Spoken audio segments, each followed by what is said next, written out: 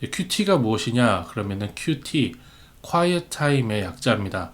조용한 시간이라는 거죠. 그래서 조용한 시간을 하나님과 함께 보내는 것이라고 정의를 할 수가 있어요. 그런데 QT라고 할 때 보통 한국 사람들이 떠올리는 것, 한국 교회를 오래 다닌 사람들이 떠올리는 건 QT 책입니다. 그리고 그 QT 책을 읽고 그 QT 책으로 무엇인가 하는 것을 QT라고 생각을 합니다.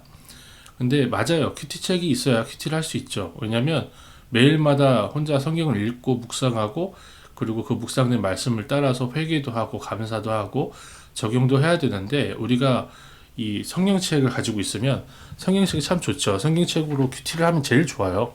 QT 책이 없어도 QT를 할 수 있어요. 성경책만 있으면 QT를 할 수 있습니다. 그래서 QT는 QT 책이 있어야 하는 것 혹은 QT 책을 읽는 것이라기보다는 성경을 묵상하는 것 그리고 범위를 정해서 매일마다 꾸준히 묵상하는 것을 QT라고 이렇게 얘기를 할 수 있겠죠. 그래서 사실 근데 우리가 QT를 성경책으로 하면 제일 좋긴 하지만 우리는 연약하기 때문에 성경책으로 한다라고 했을 때 어디부터 읽었지? 라는 것도 좀 가물가물하고 그리고 QT를 어떻게 해야 될까? 어느 부분을 어떻게 묵상을 해야 될까? 좀 우리가 우왕좌왕할 수도 있어요. 그래서 필요한 것이 보조 장치로 필요한 것이 QT 책입니다.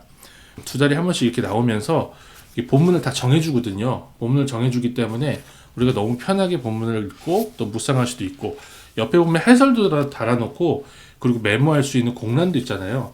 그래서 굉장히 편리하고 너무 감사한 거는 맞는데 QT는 QT 책을 하는 것이 아니라 하나님의 말씀을 읽는 것 그리고 묵상하고 그 이해된 말씀 하나님의 말씀 앞에 반응하는 것이라는 것을 기본적인 개념으로 가지고 있어야 혼자 울며 기도하면서 주님 앞에 간구할 수 있다는 것 우리가 생각해 볼 수 있어요. 그러니까 어떻게 보면 QT는 어떤 교재를 가지고 성경 공부한다기보다는 기도의 골방을 찾는다. 말씀의 골방을 찾는다라고 얘기를 할 수 있을 것 같아요. 예수님을 믿는다는 것은요. 이 교회에 모여서 예배를 드린다는 것뿐만 아니라 매일매일 삶에서 기도의 골방이 있고 하나님과의 조용한 시간 QT가 있어야 한다는 것을 우리가 좀 생각해 볼 수가 있어요. 그런 의미에서 저는요, 기독교인들에게 가장 중요하고 그리고 좀 필수적인 것이 QT라고 저는 생각을 합니다. QT 책이 아니라고 했죠. 예. 하나님의 말씀을 묵상하고 그 말씀대로 살려고 몸부림치는 시간이 매일의 삶에 있어야 된다라는 거죠. 예수를 믿는 것은 어떤 그룹에 가입되는 것이 아니라 새로운 사람이 되는 것을 얘기해요. 어떤 사람이죠? 하나님의 말씀을 따라 사는 삶을 사는 그런 인생을 산다는 것이 예수님을 믿는다는 의미입니다.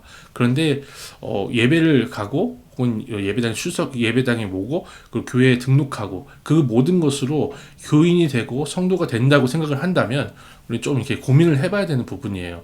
코로나 사태가 오고 나서 저는 오히려 이 부분에 대해서 더 깊이 고민할 수 있어서 감사했거든요. 그래서 한국 교회가 여태까지 이 예배당에 모여서 예배하는 것을 너무나 중요하게 여겼고 물론 그거 중요합니다. 중요하지 않다는 말씀이 아니고요. 중요하게 여겼고 그것만을 많이 강조하지 않았나라는 의미에서 저는 개인의 경건을 주님 앞에 정말 주님의 말씀 읽는 그 경건의 시간을 갖는 것이 이제 이 기회를 통해서 이 시대를 통해서 우리 주님이 이 교회들에게 우리에게 주시는 그런 메시지가 아닌가라는 생각을 했어요. 제 생각에는 이 QT를 강조하고 QT를 같이 하면서 또 묵상하고 나누고 하루를 살아가면서 어떻게 살았는지를 또 나누는 것 이게 좋은 문화이면서 동시에 사실 기독교인들에게 가장 중요한 부분이 아닐까 우리가 잃어버렸던 그런 부분들이 아닐까 생각을 해요. 예전에 존 버년에 대해서 제가 말씀을 드렸었는데 존 버년은 원래 성공회였어요. 성공회. 그러니까 국가에 있는 기본적인 세팅이 돼 있는 그런 종교죠. 그러니까 이제 영국인으로 태어나면 반드시 성공회여야 했거든요. 그러니까 이제 우리나라 같은 경우는 불교였었고 뭐 유교였었고 이렇게 하는 것처럼 그냥 그렇게 예수님을 피상적으로 믿었던 겁니다. 그런데 이 존 버년이라는 사람이 예수님을 아주 진지하게 믿게 되고 천국에 대해서 소망을 갖게 되고 진정한 정말 인격적인 회심이 있었던 계기가 있었는데요. 그게 바로 예배를 마치고 나서 청교도 부인 2명이서 벤치에 앉아서 도란도란 예수님에 대해서 얘기하는 자기 삶을 나누는 그런 모습을 보고 나서 이 존 버년이라는 사람이 회심을 한 겁니다. 아, 내가 이렇게 살면 안 되겠고 이렇게 피상적으로 예수님을 믿으면 안 되겠다. 라는 생각을 하고 그 나중에는 존 버년이라는 사람은 청교도 운동으로 인해서 성공회 그러니까 이제 국가의 탄압을 받게 돼요. 그리고 감옥까지 가게 됩니다. 그 감옥 안에서 본인이 이제 여태까지 예수님을 믿으면서 묵상했던 신앙인의 삶에 대해서 그걸 고민하면서 그러면서 써 나간 게 천로역정이라는 대작입니다. 한번 읽어보시길 좀 추천을 드리고요.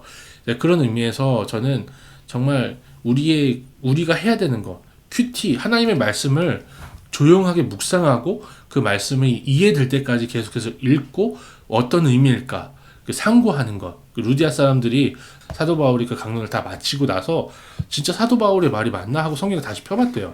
그러니까 그런 자세, 그리고 나서 하나님의 말씀을 서로 나누고 하나님을 같이 찬양하는 그런 것이 사실 큐티 묵상, 큐티 나눔 이렇게 그냥 딱딱하게 얘기를 할 수 있거든요. 그런데 역사 가운데 경건한 하나님의 백성들, 우리 신앙의 선배들은 이미 하고 있었던 거예요. 하고 있었던 거고, 하고 있었던 것을 우리는 이제 출판이라는 산업이 굉장히 발전을 하면서 이것을 우리가 큐티 책으로 받아볼 수 있는 그런 것으로 또 생각을 하고, 또 이제 큐티 책으로 우리가 오해를 하기도 하는 거죠. 주님이 오시는 그날까지 우리가 해야 되는 게 큐티 같아요. 큐티, 하나님과 조용한 시간을 계속 나눠야 될 것 같아요. 격변하는 시대잖아요. 코로나가 올 줄 누가 알았겠습니까? 코로나 끝나고 더 큰 게 온다는 사람들도 있고, 아니면 뭐 코로나가 영원히 끝나지 않을 거라는 얘기를 하시는 분도 있어요. 어떻게 변할지는 모르는데요. 변화되는 상황 가운데 변하지 않는 하나님의 말씀을 붙들고 영원하신 하나님 앞에 우리의 삶을 드리고 우리의 순간순간을 드릴 수 있는 그런 복된 인생들이 다 될 수 있으면 좋겠습니다. 이 큐티에 대해서 한번 나눠봤고요. 그리고 혹시 궁금하신 점 댓글을 통해서 알려주시면 좋을 것 같습니다. 긴 영상을 봐주셔서 감사합니다.